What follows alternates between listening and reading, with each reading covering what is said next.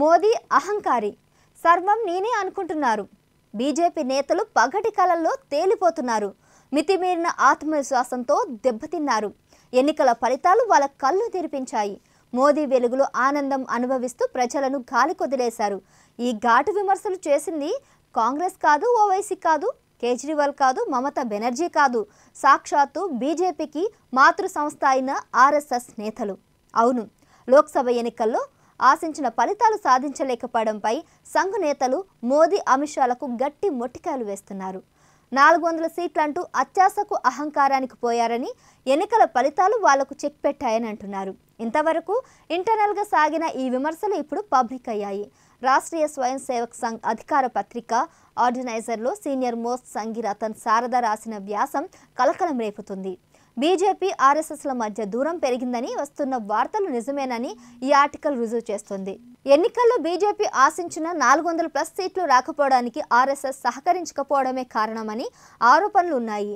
BJP UP, Rajasthan, మహారాష్ట్రల్లో సంఘీయులు ప్రచారానికి దూరంగా ఉండడంతో ఆ రాష్ట్రాల్లో సీట్లకు భారీగా కోత పడిందనే అభిప్రాయం ఉంది.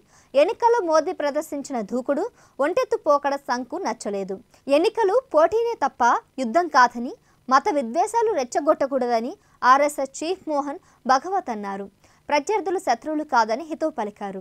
ఎన్నికల ప్రచారంలో మోదీ విపక్షాలను తీవ్రంగా దుయ్యపడుతూ ముస్లింలకు వ్యతిరేకంగా చేసిన వ్యాఖ్యలను దృష్టిలో ఉంచుకొని భగవత్ విమర్శించినట్లు కనిపిస్తుంది. అంతేకాకుండా మణిపూర్ హింసపైన ఆయన మండిపడ్డారు.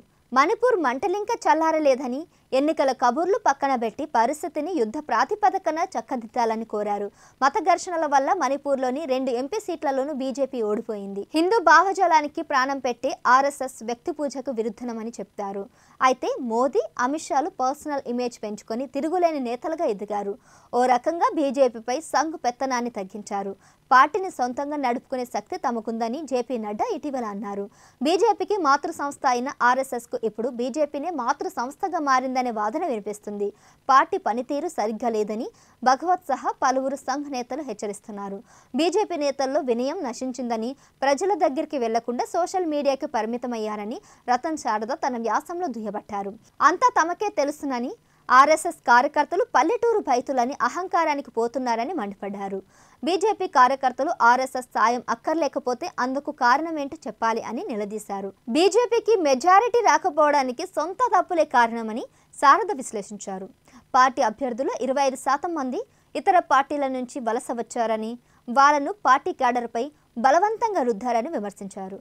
మహారాష్ట్రలో షిండే శివసేనతో పొత్తు పెట్టుకొని అధికారంలోకి వచ్చిన బీజేపీ అనవసరంగా ఎన్సీపీని చీల్చిందని ఆరోపించారు. ఈ ఒక్క నిర్ణయంతో రాష్ట్రంలో BJP brand value పడిపోయిందని ఆక్షేపించారు.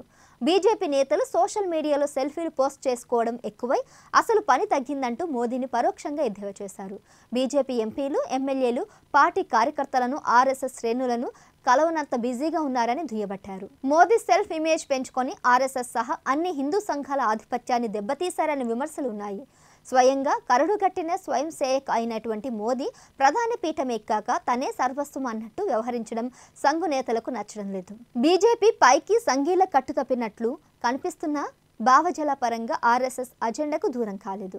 Ayodhya Rama మందిర నిర్మాణం, కశ్మీర్ స్వయం ప్రతిపత్తి రద్దు, పౌరసత్వ సవరణ చట్టం, ట్రిపుల్ తలాక్ రద్దు వంటి ఆర్ఎస్ఎస్ కోరికలను మోదీ నెరవేర్చారు.